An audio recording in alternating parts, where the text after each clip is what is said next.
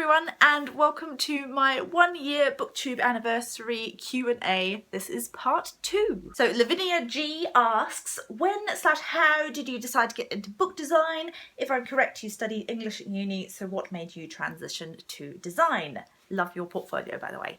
Thank you, Lavinia. You're quite right, I did study English and art history at university, and I really loved that. I love close reading and I love the kind of analytical side of things. But as much as I like reading and analysing other people's work, I like making my own work even more. And I've never really been a writer. I've only ever really written non-fiction, so essays and things at uni. And so design is something that I've always done. I was really into art at school.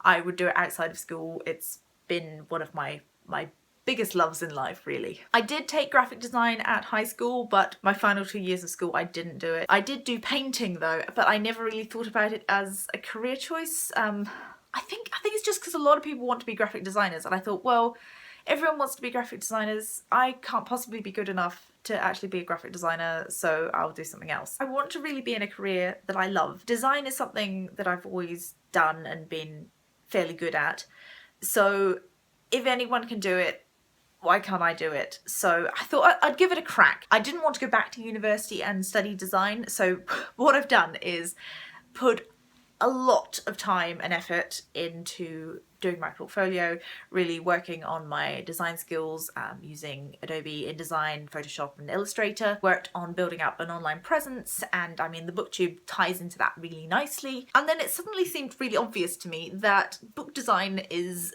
something that really is at the intersection of all of my different skills and my training and what I love as well. So, you know, having done art history and English, art history is really analysing visual things, and so I feel like I have quite a strong basis in design in that sense. And then English, of course, you're doing close readings, you're analysing things, so it's just taking that a step further, and it's taking elements of a text and turning it into something visual, and kind of translating it into something else. But then there's also this commercial side of book design where you have to make something that people are going to look at, they're going to notice, they're going to pick it up. If it's a classic, for instance, it needs to be something that's different from other stuff that's been out there before, and I think that's where my book selling experience really comes into it as well. I've spent quite a lot of time watching people buying books and picking up beautiful books and then reading the blurb, because I mean, a beautiful cover is never going to 100% sell somebody on a book. What usually happens is they look at a book, go, oh, this is beautiful, I wonder what this is about, and then read the blurb and then decide whether or not to read it. So there are a number of factors,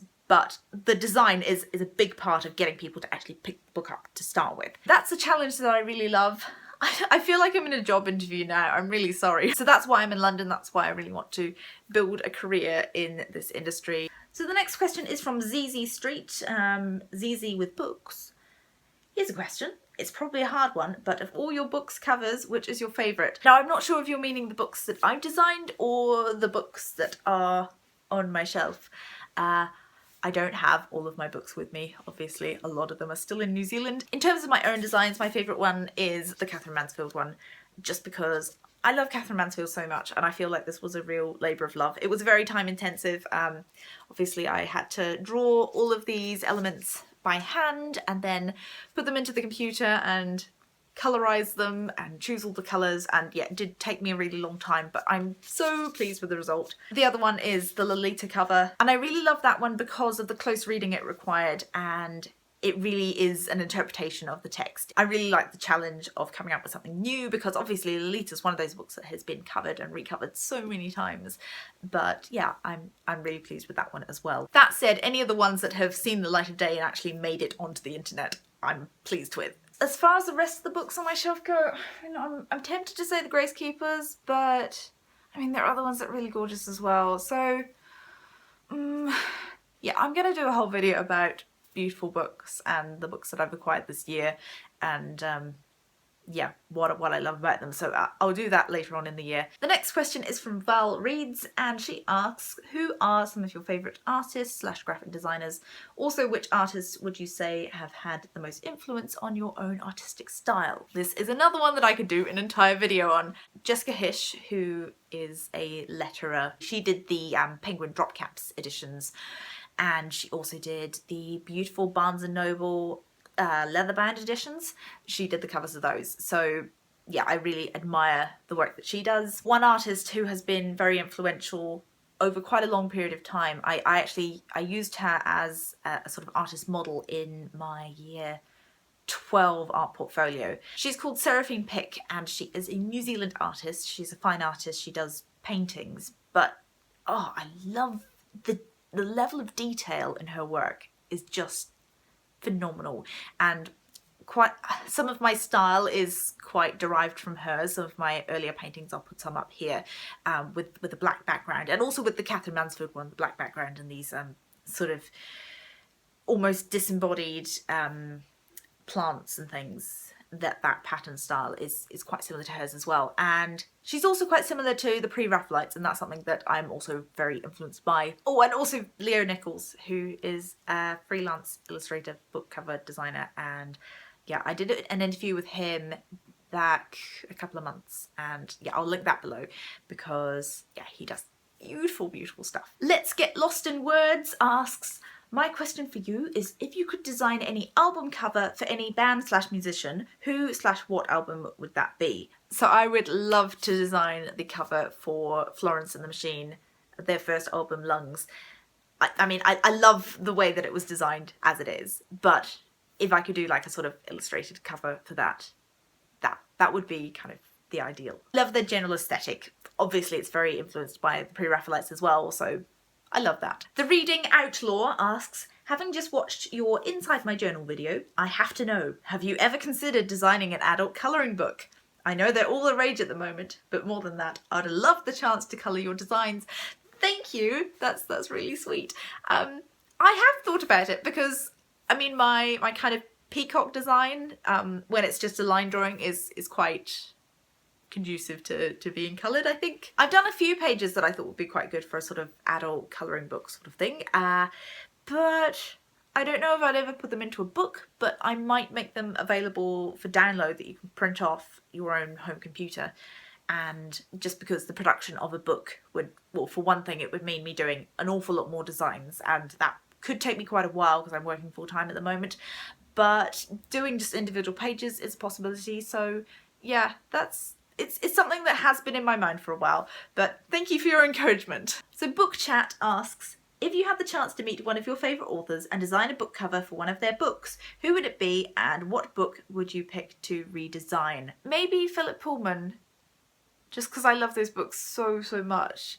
But I know that Leo Nichols, when he was at university, he redesigned the trilogy. And he sent his designs to Philip Pullman and he didn't like them. This is why I tend to redesign things for authors who are dead. That said, Kirsty Logan's books are very, very beautiful. I mean, The Grace Keepers and A Portable Shelter are two of my favourite designs of the year. Her first collection of stories, The Rental Heart, has quite a cool cover, but I feel like it could be redesigned to match in with the sort of style of the Grace Keepers and A Portable Shelter. So maybe that. I have actually met Kirsty Logan and she was really lovely. Finally, the final question in this whole question thing, Q&A thing, this is what it is from Manika Wangata. Is that how it's said? Please tell me if that's not how it's said. But she's from Lost in Books. She also has a booktube channel. She asks, how would you describe your art to someone who thinks that book design isn't really important? Do you follow a specific pattern when you're inspired? Okay, so the first part, how would you describe book design to somebody who doesn't think it's important? I think it comes down to this kind of cliche that often gets misinterpreted, I think. The saying, don't judge a book by its cover, is kind of flawed. It's often applied to people, and that we shouldn't judge people on how they look, which is fair enough. We shouldn't judge people on how they look. I think there is an awful lot you can tell from a cover, and this is not necessarily true across the board, but if a book has a beautiful cover, it means that the publisher really believes in that book, that they've put a lot of time and resources into making it a beautiful object that people will hopefully buy. So in that sense, Obviously they believe in the story as well. They don't just think that it'll make a pretty cover and that they can sell a lot of them, because it doesn't work like that. Books get reviewed, and if they're getting bad reviews, even if it has a beautiful cover, it's not gonna sell as well. So it's in the publisher's best interest to choose books that are really great stories to give beautiful covers. And while you can't tell everything about a book from its cover, you can usually tell what sort of genre it fits into. So if you're into reading crime thrillers, then if a book looks like a crime thriller, then you'll probably pick it up. You'll probably read the blurb. The design of a book tells us so much about it just at a first glance. It's really that first impression, and you're likely to either pick a book up or pass over it within a couple of seconds. So the book has to be something that's going to catch your eye. And of course, different types of books appeal to different people. And I'm just using crime thrillers as an example, but if something looks like a crime thriller and you don't read crime thrillers, you're probably going to pass over it, even if it is a piece of literary fiction. So it's not a very good idea for a publisher to market a piece of literary fiction as a crime thriller, because people are going to pick it up and buy it who usually read crime thrillers, and they're going to be disappointed and kind of confused as to why this book is packaged in a certain way. It is so incredibly important for the publishing industry, for the way that we buy books.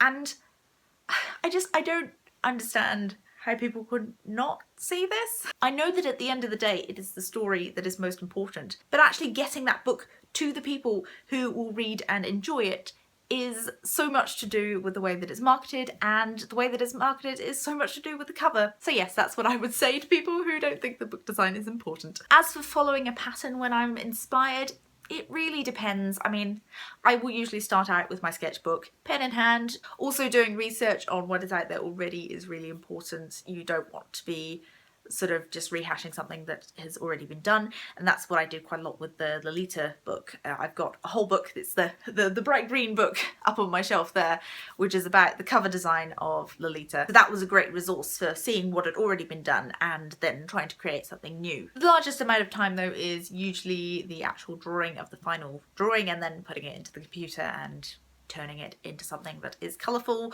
and able to be printed and put around a book. Thank you very much for watching. If you haven't seen the first part of my Q&A, then I will link that below and you can go and check that out. And there will be a third part as well, happening very soon. Thank you very much for watching, and I will hopefully see you next time. Bye!